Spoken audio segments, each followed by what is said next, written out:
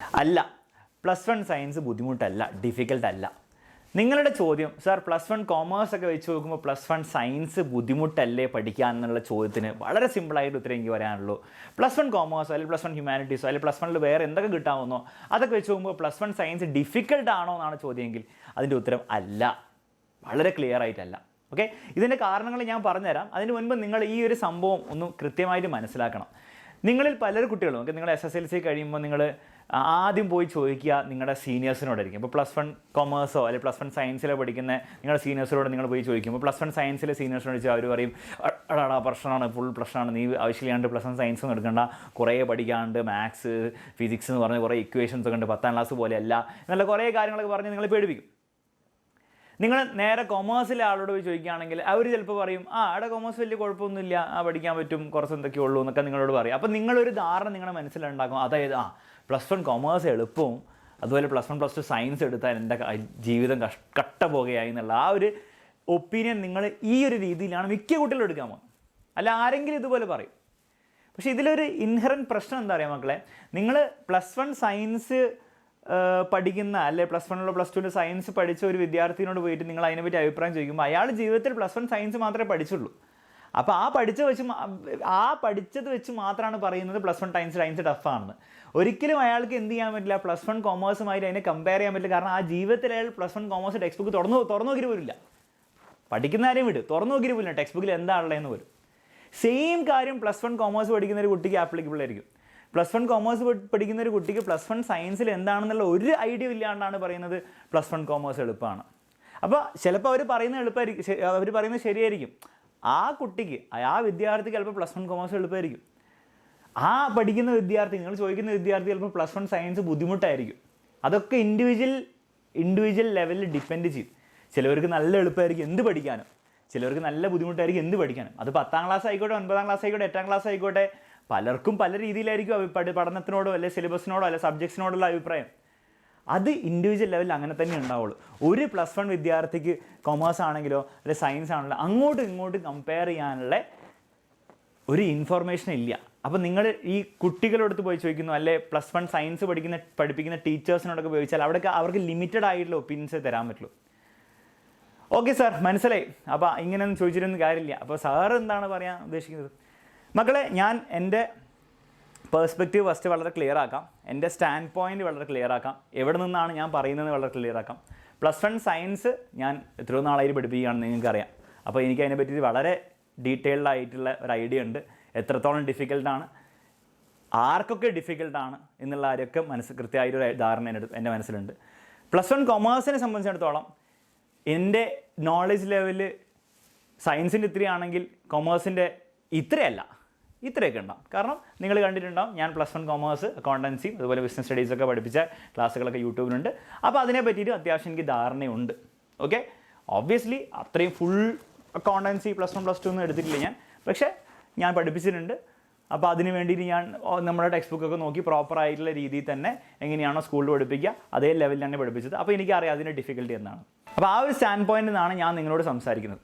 അപ്പോൾ അങ്ങനെ ഞാൻ വിലയിരുത്തി പറയുമ്പോൾ വളരെ സിമ്പിൾ ഒപ്പീനിയനാണ് മക്കളെ, രണ്ടും അത്യാവശ്യം ബുദ്ധിമുട്ടാണ്, അതാണ് സത്യം. +1 സയൻസ് ആയിക്കോട്ടെ +1 കോമേഴ്സ് ആയിക്കോട്ടെ, രണ്ടും കുറച്ച് ബുദ്ധിമുട്ട് തന്നെയാണ്. അതായത് ബേസിക്കലി പ്രശ്നം എന്താ അറിയോ, ഈ +1 എന്ന് പറഞ്ഞാൽ ഈ +1 അതുപോലെ തന്നെ +2 SSLC 9ാം ക്ലാസ്സൊക്കെ വെച്ച് നോക്കുമ്പോൾ ജനറലി ബുദ്ധിമുട്ട് കൂടുതലാണ്. അത് കൊമേഴ്സ് ആണെങ്കിൽ അതിൻ്റെതായ ബുദ്ധിമുട്ടുകളുണ്ടാവും, സയൻസ് ആണെങ്കിൽ അതിൻ്റെതായ ബുദ്ധിമുട്ടുകളുണ്ടാവും. സയൻസ് ബുദ്ധിമുട്ടാണ് നിങ്ങളുടെ മനസ്സിൽ തോന്നാൻ കാരണം നിങ്ങൾ ഇതുവരെ സയൻസേ പഠിച്ചിട്ടുള്ളൂ. അപ്പോൾ 10ാം ക്ലാസ് വരെ സയൻസ് നിങ്ങൾക്ക് ബുദ്ധിമുട്ടായിരുന്നു നിങ്ങൾക്ക് തോന്നിയെങ്കിൽ ഓട്ടോമാറ്റിക്കലി നിങ്ങളുടെ മനസ്സിലുണ്ടാവും സയൻസ് ബുദ്ധിമുട്ടാണ്. അപ്പോൾ ഈ +1ലും കൂടി ഇനി സയൻസ് എടുത്തതിന് അപ്പുറമുള്ള സയൻസ് അല്ലേ വരിക, അപ്പോൾ എന്തായാലും ബുദ്ധിമുട്ടാവുള്ളൂ നിങ്ങൾക്കൊരു മനസ്സിൽ ഓൾറെഡി ഒരു ധാരണയുള്ളതുകൊണ്ടാണ് എനിക്കിങ്ങനെ സയൻസ് ബുദ്ധിമുട്ടെന്ന് തോന്നാൻ കാരണം. കൊമേഴ്സിൻ്റെ സ്ഥിതിയിൽ നിങ്ങൾക്ക് അറിയില്ല, നിങ്ങൾക്ക് അക്കൗണ്ടൻസി എന്താണെന്ന് അറിയില്ല, ബിസിനസ് സ്റ്റഡീസ് എന്താണെന്ന് അറിയില്ല, എക്കണോമിക്സ് ഒന്നും വളരെ തുച്ഛമായിട്ട് എന്താ അറിയുള്ളൂ, ശരിക്കും എക്കണോമിക്സും അറിയില്ല. അപ്പോൾ നിങ്ങൾക്ക് ഒരു ധാരണയില്ല, നിങ്ങൾ വിചാരിക്കും സംഭവം വളരെ സിമ്പിളായിരിക്കും എന്നുള്ള ഒരു ധാരണയിൽ നിങ്ങൾ ഇരിക്കുകയാണ് ചെയ്യുന്നത്. ഇനി റിയാലിറ്റി എന്താണെന്ന് വെച്ചാൽ രണ്ടും കുറച്ച് ബുദ്ധിമുട്ടാണ്. അതായത് +1 തന്നെ കുറച്ച് പ്രശ്നക്കാരനാണ്. ഇനി അത് എത്രത്തോളം പ്രശ്നമാണ്, നിങ്ങൾ വിചാരിക്കുന്ന പോലെ സോൾവ് ചെയ്യാൻ പറ്റാത്ത പ്രശ്നമൊന്നുമല്ല.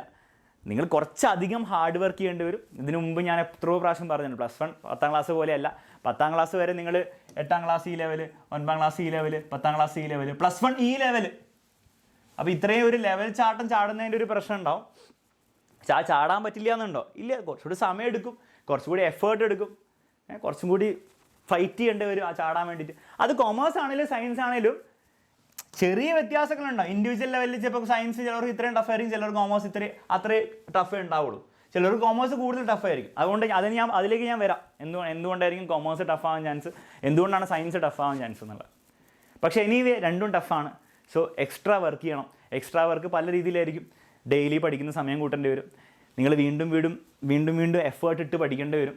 നല്ല ഏതെങ്കിലും ടീച്ചേഴ്സിനടുത്ത് പഠിക്കുക. സ്കൂളിലെ ക്ലാസ് നല്ലതാണ്, അത് മതിയാവും. പക്ഷേ അതല്ലെങ്കിൽ നിങ്ങൾ നല്ല ട്യൂഷൻ സെൻറ്റേഴ്സിലോ അല്ലെങ്കിൽ എക്സാമിനർ പോലത്തെ ഓൺലൈൻ ക്ലാസ്സുകളിൽ നല്ല എവിടെയെങ്കിലും എൻറോൾ ചെയ്ത് നന്നായിട്ട് പഠിക്കേണ്ടി വരും. കുറച്ച് എക്സ്ട്രാ എഫേർട്ട് ഇട്ടാലേ ഈ പരിപാടി നടക്കുള്ളൂ. അത് എന്താണെങ്കിലും, കൊമേഴ്സ് ആണെങ്കിലും സയൻസ് ആണെങ്കിലും. ഇനി എന്തുകൊണ്ടാണ് ഈ +1 കോമേഴ്സും +1 സയൻസും ഡിഫിക്കൽട്ട് ആവുന്നതെന്നുള്ള, അതിന് പല ജനറൽ ആയിട്ട് പറയാനുള്ള കുറേ കാര്യങ്ങളുണ്ട്, കുറേ ചാപ്റ്റേഴ്സ് ഉണ്ട്, കുറേ കാര്യങ്ങളുണ്ട്. പക്ഷേ എന്തുകൊണ്ടാണ് സ്പെസിഫിക്കലി +1 കോമേഴ്സ് ഡിഫിക്കൽട്ട് ആവാൻ ചാൻസ്? മക്കളെ, +1 കോമേഴ്സിൽ നിങ്ങൾ നോക്കിയാൽ മനസ്സിലാവും, accountancy, business studies and economics, ഈ 3 സബ്ജക്ട്സാണ് മെയിനായിട്ട് പഠിക്കേണ്ടത്. ഇതൊന്നും നിങ്ങൾ പഠിച്ചിട്ടില്ല.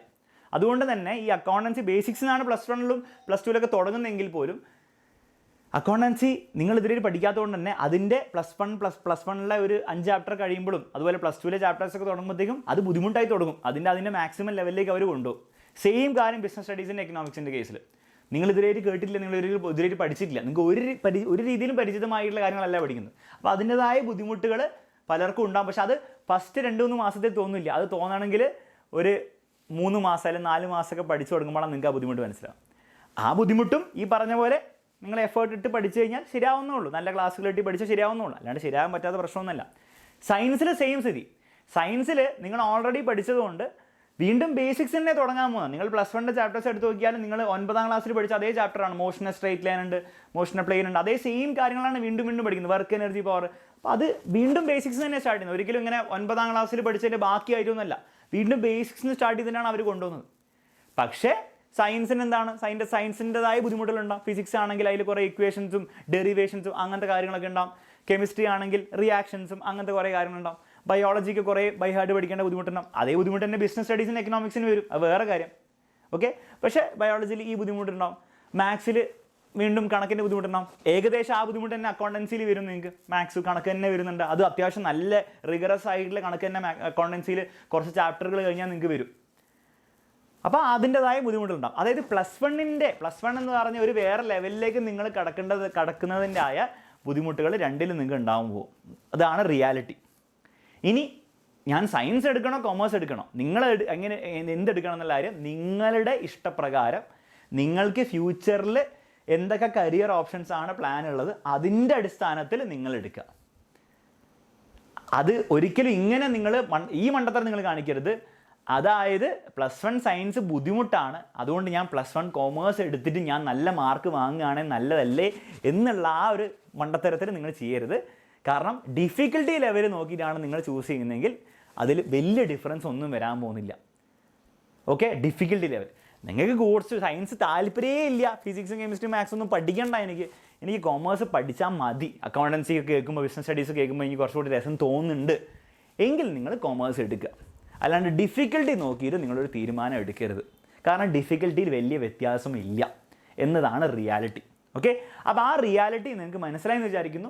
തീർച്ചയായും നിങ്ങൾ നല്ലൊരു ഡിസിഷൻ എടുക്കുക, ഒരു ഇൻഫോംഡ് ആയിട്ടുള്ള ഡിസിഷൻ എടുക്കുക. അതിന് വേണ്ട ആവശ്യത്തിനുള്ള നോളേജൊക്കെ ഞാൻ നിങ്ങൾക്ക് പകർന്നു തന്നിട്ടുണ്ട്.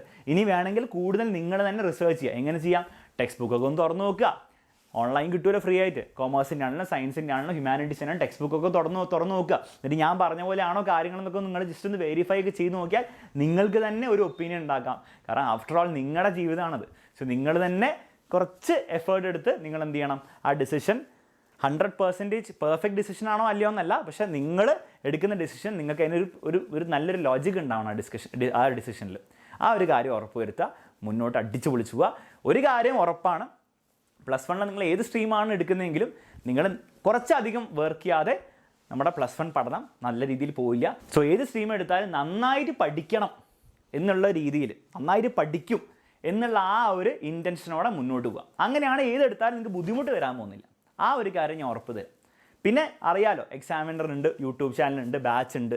അത് സയൻസിനാണെങ്കിലും കൊമേഴ്സിനാണെങ്കിലും ഒക്കെ നമ്മളിവിടെ ഉണ്ട്. ഓക്കെ, അതുകൊണ്ട് നിങ്ങൾ ബുദ്ധിമുട്ട് തോന്നുകയാണെങ്കിലും ഇങ്ങോട്ട് കയറി ഇങ്ങോട്ട് വന്നാൽ മതി.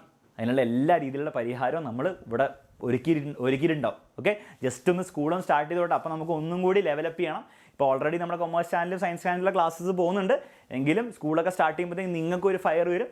അപ്പോൾ ഒരു ബൂസ്റ്റപ്പും കൂടെ തന്നിട്ട് നമ്മൾ നിങ്ങളെ മാക്സിമം ഹെൽപ്പ് ചെയ്യുന്നതായിരിക്കും ഒരു വർഷം. ഓക്കെ, അപ്പോൾ നിങ്ങൾ കൊമേഴ്സ് എടുത്താലും സയൻസ് എടുത്താലും നിങ്ങൾ പേടിക്കേണ്ട ആവശ്യമില്ല.